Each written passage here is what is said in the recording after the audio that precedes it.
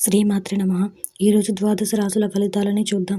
12 రాశుల వారు ఎలాంటి ఫలితాలు పొందుతారో వివరంగా తెలుసుకుందాం. ముందుగా మేషరాశి.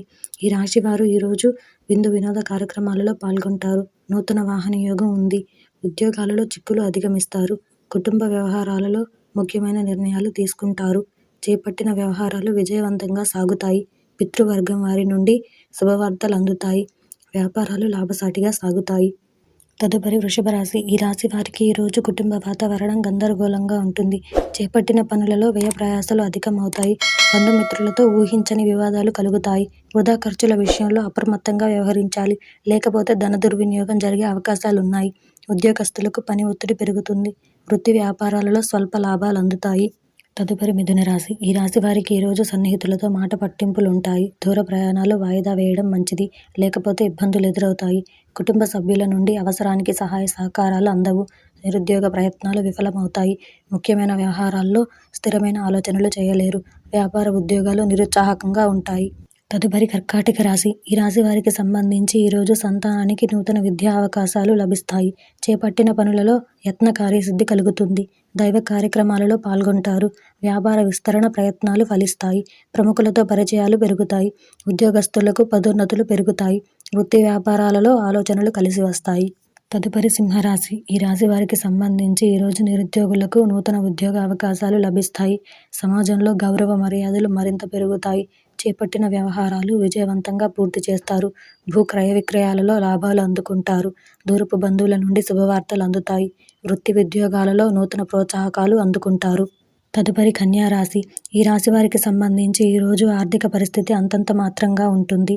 ఆధ్యాత్మిక చింతన పెరుగుతుంది. చేపట్టిన పనులు మందకొడిగా సాగుతాయి. దూర ప్రయాణాలు వాయిదా పడతాయి. వృత్తి ఉద్యోగాలలో అధికారులతో వివాదాలకు దూరంగా ఉండడం మంచిది. వ్యాపార పరంగా ఊహించని సమస్యలు కలుగుతాయి, కాబట్టి జాగ్రత్త వహించాలి. తదుపరి తులారాశి. ఈ రాశి వారికి సంబంధించి ఈరోజు నిరుద్యోగ ప్రయత్నాలు మందకొడిగా సాగుతాయి. చేపట్టిన పనులలో శ్రమాధిక్యత కలుగుతుంది. ఉద్యోగ వాతావరణం కొంత చికాకుగా ఉంటుంది. ఆకస్మిక ప్రయాణ సూచనలు ఉన్నాయి. నూతన రుణ ప్రయత్నాలు చేస్తారు. వ్యాపారములలో కీలక నిర్ణయాలు కలిసి వస్తాయి. సోదరులకు స్థిరాస్తి వివాదాలు కలుగుతాయి. తదుపరి వృశ్చిక రాశి. ఈ రాశి వారు ఈరోజు గృహమున విందు వినోద కార్యక్రమాలు నిర్వహిస్తారు. ఉద్యోగులకు నూతన అవకాశాలు లభిస్తాయి. చిన్ననాటి మిత్రుల ఆగమనం ఆనందం కలిగిస్తుంది. చేపట్టిన పనులు సకాలంలో పూర్తవుతాయి. వ్యాపార పరంగా ఆశించిన లాభాలు అందుకుంటారు. స్థిరాస్తి కొనుగోలు ప్రయత్నాలు కలిసి వస్తాయి. తదుపరి ధనుసు రాశి. ఈ రాశి వారు ఈరోజు సన్నిహితులతో సఖ్యతగా వ్యవహరిస్తారు. గృహమున సంతాన వివాహ ప్రయత్నాలు చేస్తారు. వ్యాపార ఉద్యోగాలలో మరింత పురోగతి సాధిస్తారు. దైవ కార్యక్రమాల్లో పాల్గొంటారు. ఆధ్యాత్మిక చింతన పెరుగుతుంది. బంధుమిత్రులతో విందు వినోద కార్యక్రమాల్లో పాల్గొంటారు. ఆర్థిక పరిస్థితి మరింత మెరుగుపడుతుంది. తదుపరి మకర రాశి. ఈ రాశి వారు ఈరోజు ఆరోగ్య విషయంలో అప్రమత్తంగా వ్యవహరించాలి.